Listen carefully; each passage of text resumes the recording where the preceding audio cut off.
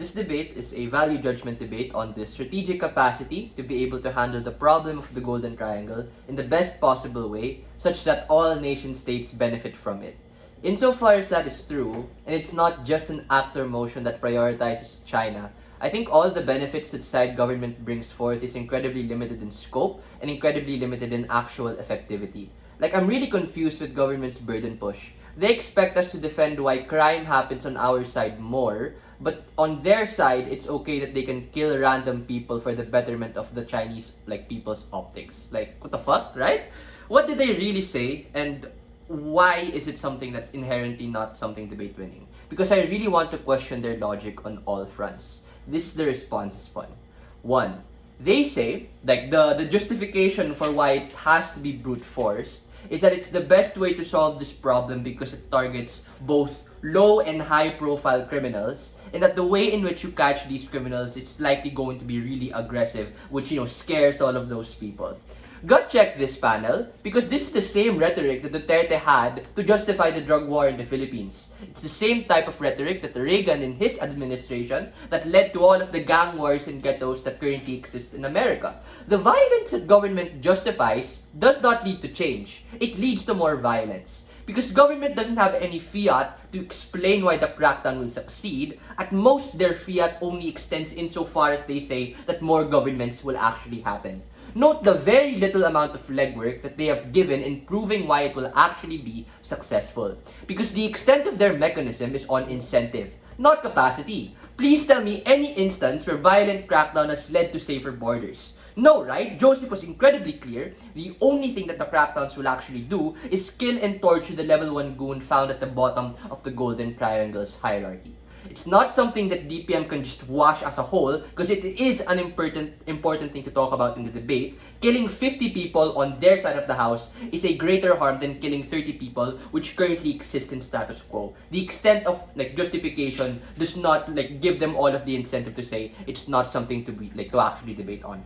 Secondly, they say that it has to be China and China alone because they have all incentive to do it well to regain optics that they lose. I have 2 responses to this. The first is that the Chinese state is not a monolith. Yeah, sure, it's a one-state government, but the individual people within that government have a stake in these criminal organizations to begin with.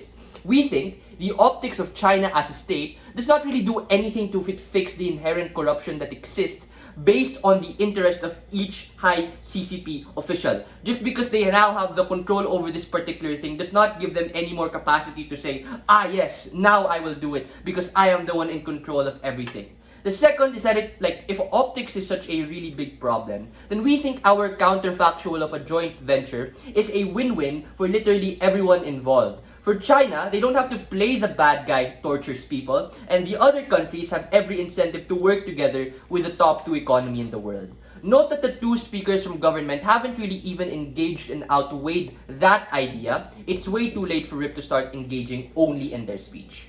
Lastly, DPM's response to Joseph's POI is incredibly interesting, right? Because government targets prostitutes and drug pushers and says they'll double down on killing them to solve the problem. I really don't understand. China killing random people are already what they do, and they already get flack from it from the international community. Just because they target people from outside of their country probably leads to worse off optics for them and for the type of optics that they want to regain.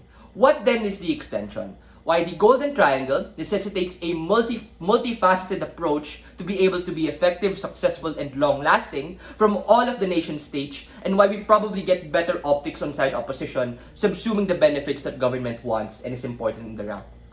The first mechanism for this is on preventing the likelihood of corruption that will be something that both teams have to inherently deal with.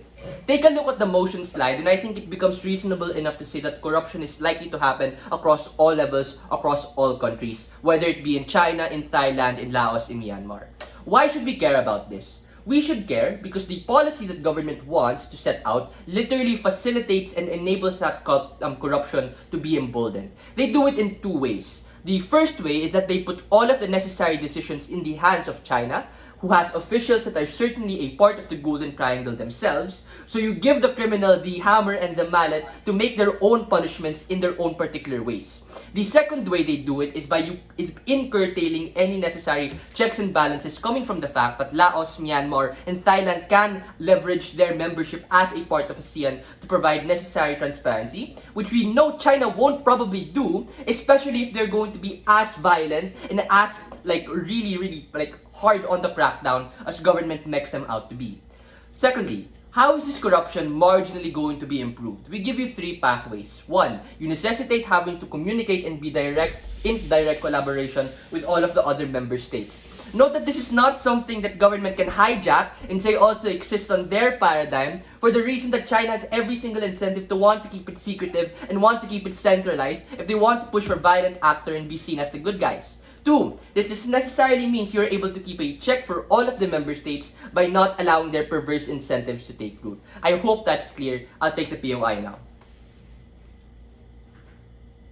Your case assumes that you will be successful. Number 1, you have to prove why they will work with you. But number 2, if they will work with you, what is the assurance that it will be successful, given that a lot of states are already doing this at the end of the day? Thank you. So that's the second mechanism actually. Because the second mechanism is on gradual effectivity, because I'm assuming right now, because that's the POI, government will probably absolutely shift the goalpost and say we don't really do anything changing in status quo, right? So what's the mechanism for that?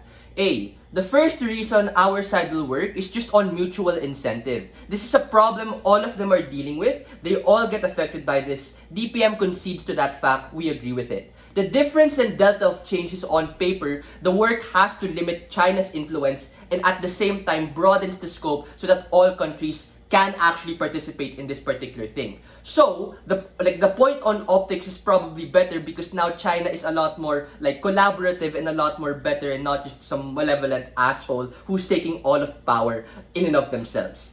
The second thing is just on capacity, because the extent that we can be successful has a lot more space to be general.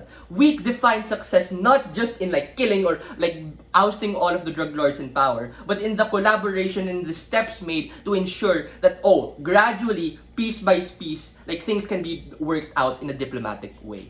For all of those reasons, I really think it's a better counterfactual to just let these people work together and not fucking kill all of those prostitutes. Proud to oppose.